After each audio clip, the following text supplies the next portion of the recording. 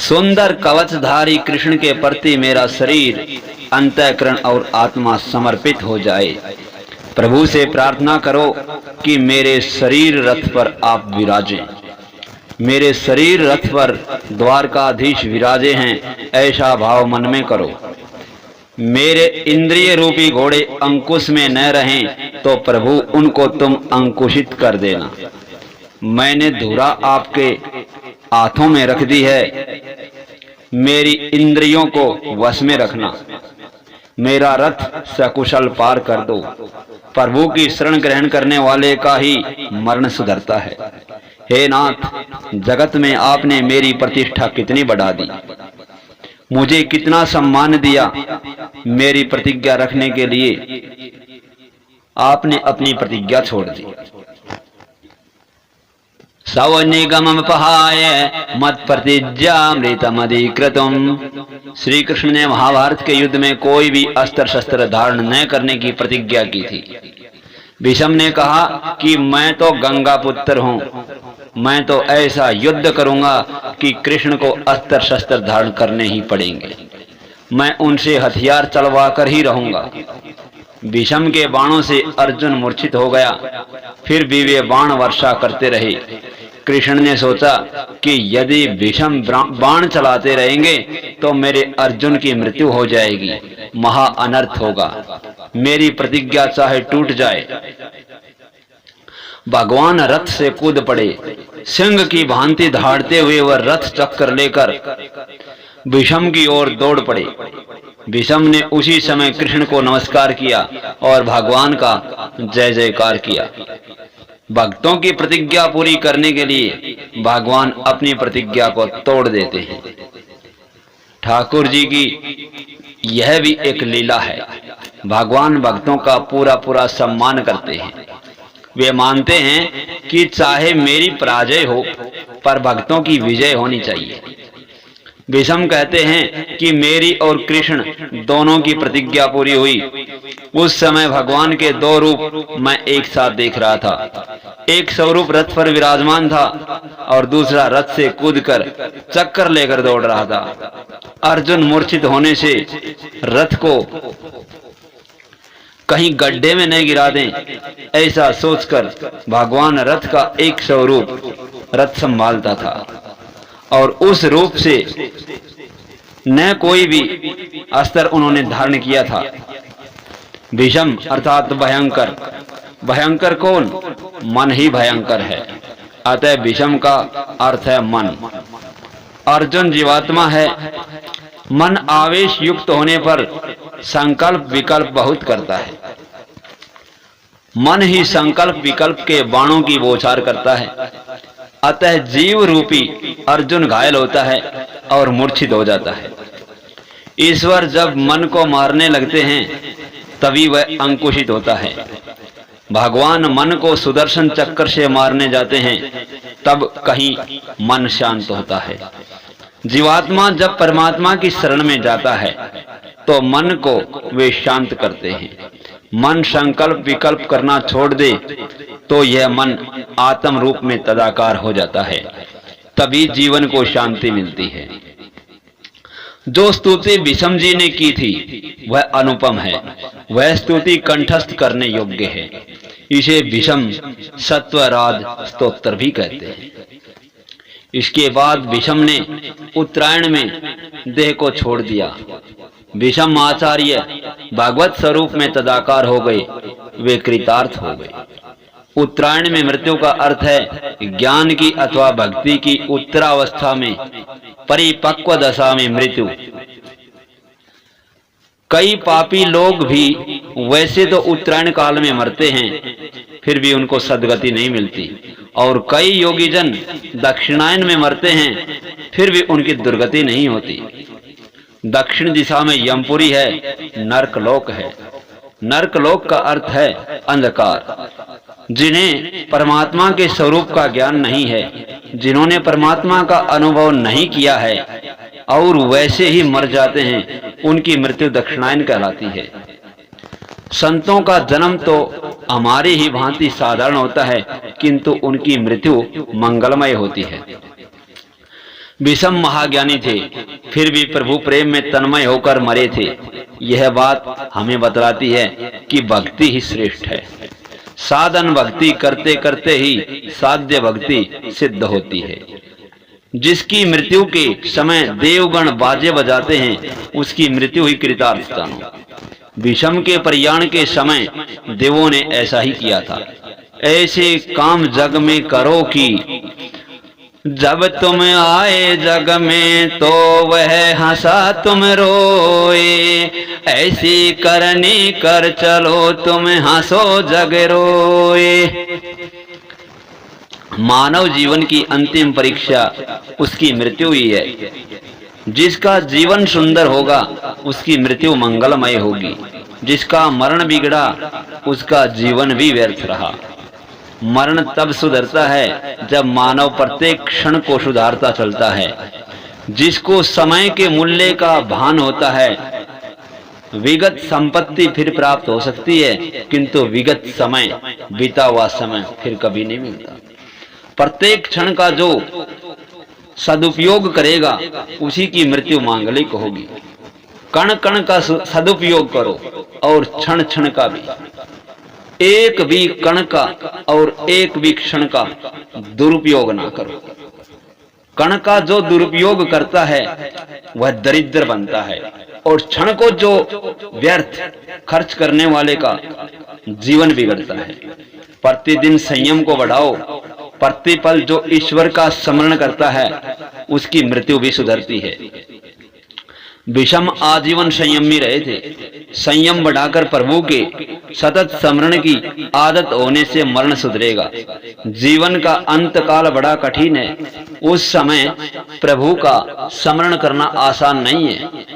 जन्म जन्म मुनि जतन कराही, अंत राम कहि आवत नाही। समस्त जीवन जिसकी लगन में बीता होगा वही अंत काल में उसे याद आएगा। ईश्वर तब तक कृपा नहीं करता जब तक कि मनुष्य स्वयं को प्रयत्न न करे। सारा जीवन भगवान के स्मरण में बीते और कदाचित वह व्यक्ति अंत काल में भगवान को भूल जाए तो भी भगवान उसे याद करेंगे। सत्कर्म कभी व्यर्थ नहीं होता। भक्त मुझे भूले तो भी मैं उसको नहीं भुलाता, ऐसा भगवान ने कहा है। भीष्म पितामह की मृत्यु उजागर करने के लिए द्वारिकाधीश पधारे थे। भीष्म पितामह ने महाज्ञान का विश्वास नहीं किया और उन्होंने प्रभु की शरण ली। भीष्म पितामह की मृत्यु से युधिष्ठिर को दुख हुआ, किंतु उनकी सद्गति से उनको आनंद भी हुआ। धर्मराज राज सिंहासन पर बैठे हस्तिनापुर का शासन करने लगे। उनके राज्य में अकाल नहीं है, न तो अतिवृष्टि होती है न अनावृष्टि। धर्मराज के राज्य में न कोई भूखा है न कोई बीमार। धर्म की मर्यादा का पालन करने वाला कभी भी दुखी या बीमार नहीं होता। अनेक जन्मों की भोग वासना अभी मन में है, उसका बिल्कुल नाश तो नहीं हो सकता, किंतु विवेक से उपभोग करोगे तो अंत काल तक इंद्रियां स्वस्थ रहेंगी। धर्म की मर्यादा में न रहकर मनुष्य अर्थ और काम का उपभोग करेगा तो वह दुखी नहीं होगा। संयम और सदाचार नहीं बढ़े तो धन संपत्ति भी आनंद नहीं दे सकेगी। सूत जी सावधान करते हैं, धर्मराज के राज्य में धर्म की भी शिक्षा दी जाती थी। आरोग्यम भास्करात इच्छेत मोक्षम इच्छेत जनार्दनात्। सूर्य नारायण प्रत्यक्ष भगवान हैं और बाकी सभी देव भावना से सिद्धि देते हैं। सूर्य नारायण का प्रत्यक्ष दर्शन होता है। उनके दर्शन के लिए भावना की वैसी कोई आवश्यकता नहीं है। इसी प्रत्यक्ष देव की आराधना करो। धर्मराज भी सूर्य नारायण की उपासना करते थे। सूर्य नारायण की आराधना के लिए बिना सूर्य नारायण की आराधना किए बिना बुद्धि शुद्ध नहीं होती। ज्यादा नहीं तो कम से कम रोज 12 सूर्य नमस्कार करो। मेरे सूर्य नारायण और श्री कृष्ण एक ही हैं। कृष्ण ही सूर्य नारायण है और श्री कृष्ण भगवान ने स्वयं ही गीता में कहा है, ज्योतिषाम आदित्यो। इस सूर्य नारायण की उपासना का क्रम कहा गया है। उनकी उपासना करने से या उनकी उपासना करने वाला कभी दरिद्र नहीं बनता। महाभारत के वन पर्व में एक कथा है। युधिष्ठिर सूर्य नारायण की उपासना करते थे। वन में सूर्य देव ने उनको एक अक्षय पात्र दिया। राम को भी सूर्य ही ने शक्ति दी थी और उसी शक्ति से उन्होंने रावण का संहार किया था, रावण को मारा था। राम ने यही आदर्श सामने रखा कि मैं स्वयं हूं, फिर भी सूर्य नारायण की उपासना करता हूं। धर्म के साथ नीति का विवाह अर्थात संबंध न हो तब तक नीति विधवा जैसी ही है और बिना नीति के धर्म विधुर है। अर्थोपार्जन वैसे तो धर्म है, परंतु वह धर्मानुकूल होना चाहिए। धर्मराज के पवित्र राज्य में किसी के भी घर में कोई कलेश न था। पुत्र माता पिता की आज्ञा का पालन करता था। उस समय राजा धर्मनिष्ठ होने के कारण प्रजा भी धर्मनिष्ठ थी। युधिष्ठिर का राज तिलक करके श्री कृष्ण द्वारिका गए। वहां की जनता ने रथ यात्रा का दर्शन किया। रथ में विराजमान द्वारिकाधीश के रोज दर्शन करो। उनके हाथों में शंख चक्र गदा और पद्म है। रथ सोने का है। एक झांकी सी करें तो हमारा हृदय पिघलेगा। इस शरीर रथ में श्री कृष्ण की झांकी करो। हृदय में सिंहासन पर बिठाकर भक्तजन प्रभु का दर्शन करते हैं। ज्ञानी जन समाधि की अवस्था में ललाट में ब्रह्म दर्शन करते हैं। द्वारिकाधीश ने द्वारिका में प्रवेश किया। नगर जन कहते हैं कि आपकी कृपा से वैसे तो सब ठीक था, एकमात्र दुख यही था कि आपका दर्शन नहीं कर सकते थे। सभी को कृष्ण दर्शन की आतुरता है। भगवान ने अनेक रूप धारण किए और 16,000 रानियों के साथ राजप्रासाद में प्रवेश किया। भगवान वाणी चतुर हैं। सभी रानियों से कहते हैं कि मैं तेरे ही घर में पहले आया हूँ। दूसरे दिन रानियों के बीच प्रेम कलह हुआ। भगवान की यह दिव्य लीला है। उस समय कामदेव लड़ने आया। रास लीला में कामदेव पराजित हुआ था, फिर भी उसे मन में असंतोष रह गया था कि उस समय तो कृष्ण बालक ही थे। उस समय मैं हारा था, वह कोई अचरज की बात नहीं थी। कामदेव ने श्री कृष्ण से कहा कि जब सुंदर युवतियां आपकी सेवा कर रही हों, उस समय मुझे झगड़ना है। सुंदर प्रेमल हाव भाव से रानियों ने श्री कृष्ण को प्रसन्न करने का प्रयत्न किया, किंतु श्री कृष्ण तो अजय ही रहे। वन के वृक्षों के तले बैठकर काम का दमन करना तो ठीक है, किंतु अनेक रानियों के साथ रहकर काम को जीते वह तो परमात्मा है। श्री कृष्ण का चिंतन मनन करने वाले को काम सता नहीं सकता, तो श्री कृष्ण को तो वह कैसे सताएगा। ईश्वर वह है कि जिसे काम कभी अधीन न कर सके। काम के अधीन हो जाए वह जीव है। श्री कृष्ण को कामदेव पराजित नहीं कर सका। अपने धनुष बाण का त्याग करना पड़ा। श्री कृष्ण योगेश्वर हैं, शंकर भी योगेश्वर हैं। प्रवृत्ति में पूर्णतः रहकर भी उसमें आसक्त न बने, वही है योगेश्वर। संपूर्ण निवृत्त रहकर स्वरूप में स्थित रहे, वही है योगेश्वर। 12वें अध्याय में परीक्षित के जन्म की कथा है। उत्तरा ने बालक को जन्म दिया। वह चारों ओर देखने लगा। माता के उदर में मुझे चतुर्भुज स्वरूप जो पुरुष दिखता था वह कहाँ है। परीक्षित भाग्यशाली था कि उसको माता के गर्भ में ही भगवान के दर्शन हुए। यही कारण है वह उत्तम श्रोता है। युधिष्ठिर ने ब्राह्मणों से पूछा कि बालक कैसा होगा। ब्राह्मणों ने कहा, वैसे तो सभी ग्रह दिव्य हैं, किंतु मृत्यु स्थान की कुछ गड़बड़ी है। उसकी मृत्यु सर्पदंश से होगी। यह सुनकर धर्मराज को दुख हुआ। मेरे वंश का पुत्र सर्पदंश से मरे, यह ठीक नहीं है। ब्राह्मणों ने उसको आश्वस्त किया, चाहे सर्पदंश से उसकी मृत्यु हो, किंतु उसे सद्गति मिलेगी। उसके अन्य ग्रह शुभ हैं। इन ग्रहों को देखकर ऐसा लगता है कि इस जीवात्मा का यह अंतिम जन्म है। 9वें स्थान में सवग्रह उच्च क्षेत्र का बृहस्पति जिसके हो वह धर्मात्मा बनता है। परीक्षित दिनों दिन बड़े हो रहे हैं। 14वें और 15वें अध्याय में धृतराष्ट्र पांडव मोक्ष की कथा है। 16वें अध्याय से परीक्षित चरित्र का आरंभ होता है। विदुर जी तीर्थ यात्रा करते हुए प्रभास क्षेत्र में आए। उन्हें खबर हुई कि सभी कौरवों का विनाश हुआ है और धर्मराज राज सिंहासन पर बैठे हैं। केवल मेरा भाई धृतराष्ट्र ही धर्मराज के यहाँ मुट्ठी भर खाने के लिए रह गया है। विदुर जी आए, धर्मराज ने उनका स्वागत किया। विदुर जी सम्मान मांगने नहीं आए थे, अपने बंधु को बंधन मुक्त कराने के लिए आए थे। उन्होंने 36 वर्षों तक तीर्थ यात्रा की।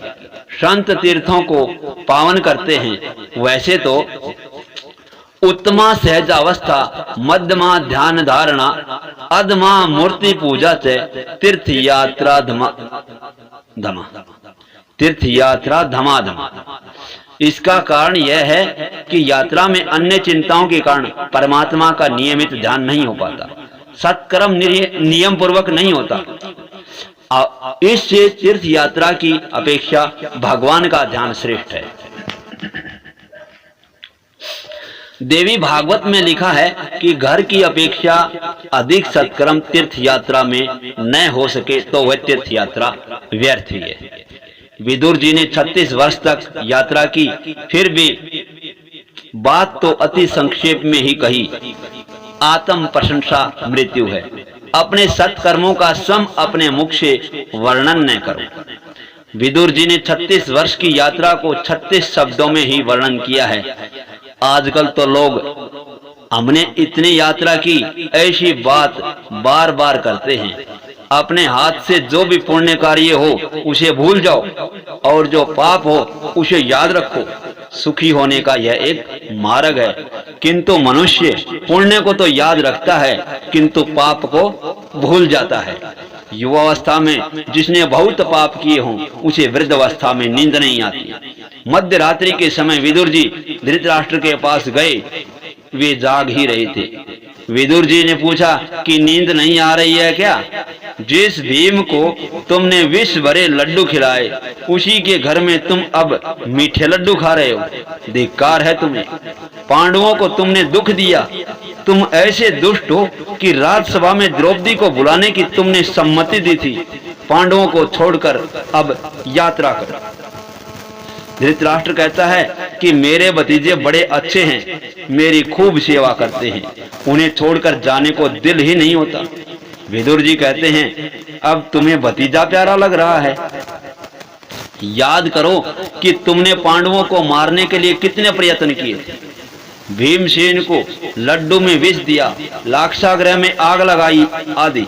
यह धर्मराज तो धर्म की मूर्ति हैं, सो तुम्हारे अपकार का बदला उपकार से दे रहे हैं। मुझे लगता है कि कुछ ही दिनों में पांडव प्रयाण करेंगे और तुम्हें राज सिंहासन पर बिठलाएंगे। तुम अब मोह छोड़ो। तुम्हारे सिर पर काल मंडरा रहा है। तुम्हारे मुख पर मुझे मृत्यु का दर्शन हो रहा है। समझ बूझ कर गृह त्याग करोगे तो कल्याण होगा, नहीं तो काल के धक्के के कारण घर छोड़ना पड़ेगा। घर छोड़े बिना कोई चारा नहीं है। खुद समझ सोचकर घर छोड़े वह बुद्धिमान है।